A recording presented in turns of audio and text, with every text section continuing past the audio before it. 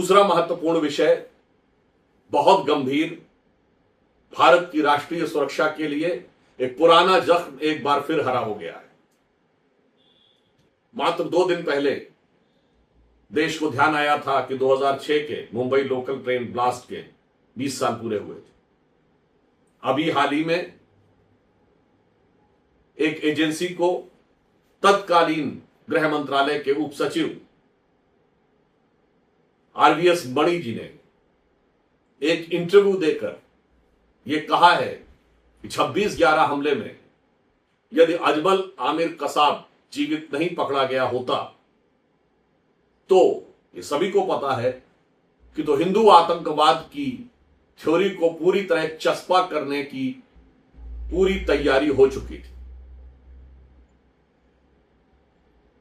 जब तत्कालीन गृह मंत्रालय के एक अधिकारी ने यह शब्द प्रयोग किया है कि it was a fix match between ISI and INC, means Pakistan की कुख्यात इंटर सर्विसेज इंटेलिजेंस और भारत की Indian so called national Congress. अभी तक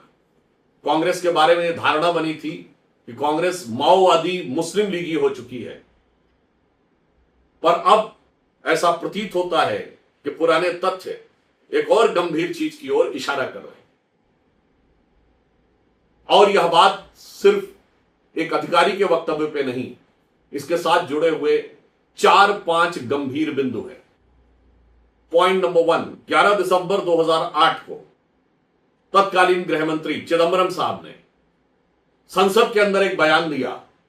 कि नेवी को कुछ गतिविधियां संदिग्ध दिखाई पड़ी थी, मगर उनको फॉलो न करने का निर्णय लिया गया। यह बहुत गंभीर बात है। आप सबको ध्यान हो, मणि साहब ने यह भी कहा है कि 2006 ऑनवर्ड्स कांग्रेस के महासचिव दिग्विजय सिंह साहब, जो कि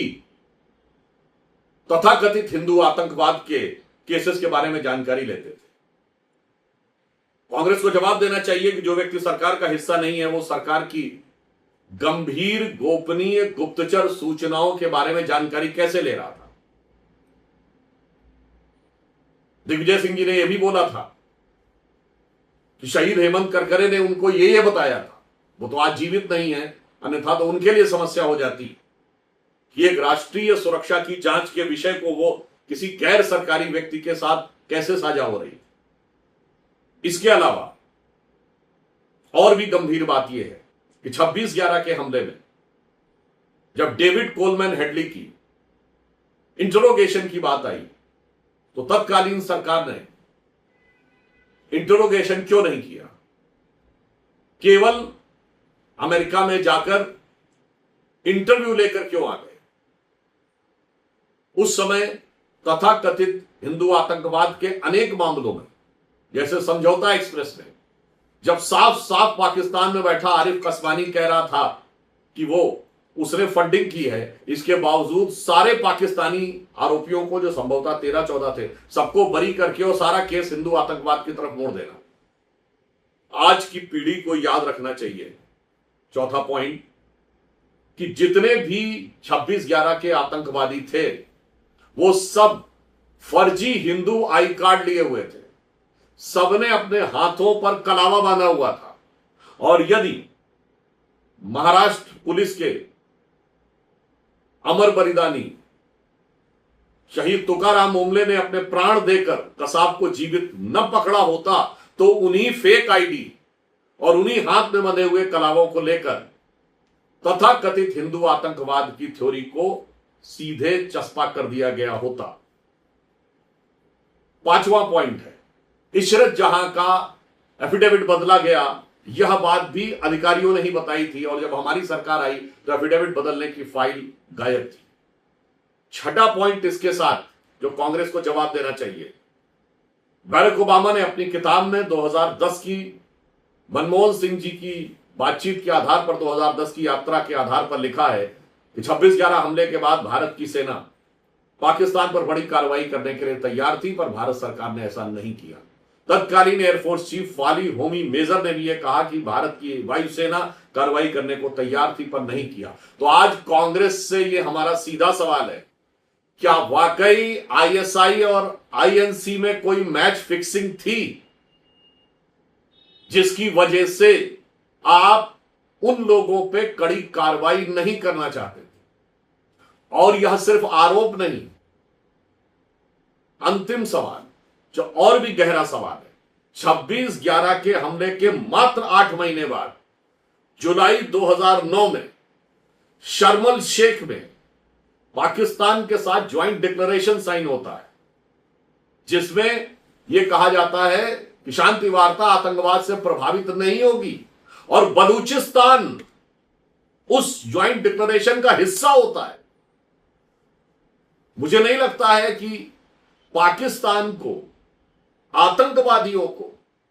आईएसआई को, और उससे पहले हवाना में 2006 में भारत सरकार का आधिकारिक बयान कि पाकिस्तान भी आतंकवाद से पीड़ित है। मुझे नहीं लगता है कि इतना ज्यादा आईएसआई को कवर फायर भारत के इतिहास में कभी भी मिला होगा, या किसी भी दूसरी कांग्रेस सरकार के द्वारा भी मिला होगा, जितना सोनिया गांधी जी के द्वारा वास्तविकता में संचालित, राहुल गांधी जी के द्वारा वास्तविकता में संचालित, और मनमोहन सिंह जी के मुखौटे को आगे रखकर जो राहुल जी और सोनिया जी के द्वारा संचालित इस सरकार में हुआ है।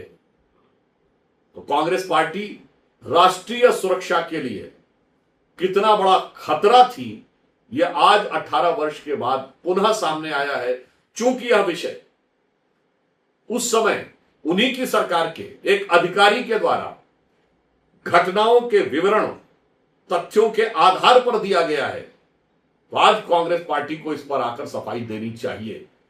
मैं यह भी याद दिलाना चाहता हूं कि 2010 में राहुल गांधी अमेरिकी अधिकारी से मिले थे, बकौल विकीलीक्स। मैं नहीं कह रहा हूं विकीलीक्स ने जो लिखा सब सही, कि भारत में जैश ए मोहम्मद और लश्कर ए तैयबा उतना खतरा नहीं है जितना हिंदू आतंकवाद खतरा है। मगर आज तक कांग्रेस पार्टी ने उसका खंडन नहीं किया। परंतु अब यह विषय इतने आ गए हैं, यदि कांग्रेस पार्टी, अब मैं पुनः ये कहता हूं, चूंकि कांग्रेस पार्टी के ही सरकार के शासनकाल के एक जिम्मेदार अधिकारी ने तथ्यों, घटनाओं के आधार पर यह गंभीर आरोप लगाया है कि आईएसआई और आईएनसी अर्थात पाकिस्तान की गुप्तचर एजेंसी और इंडियन नेशनल कांग्रेस के बीच में एक फिक्स मैच था, तो अब कांग्रेस के लिए यह बहुत आवश्यक है कि वो आकर इन तथ्यों का, जितने भी 7-8 तथ्य गिनाए गए हैं और जिनको हमने यहां दोहराया है, इस पे अपना साफ स्पष्टीकरण दे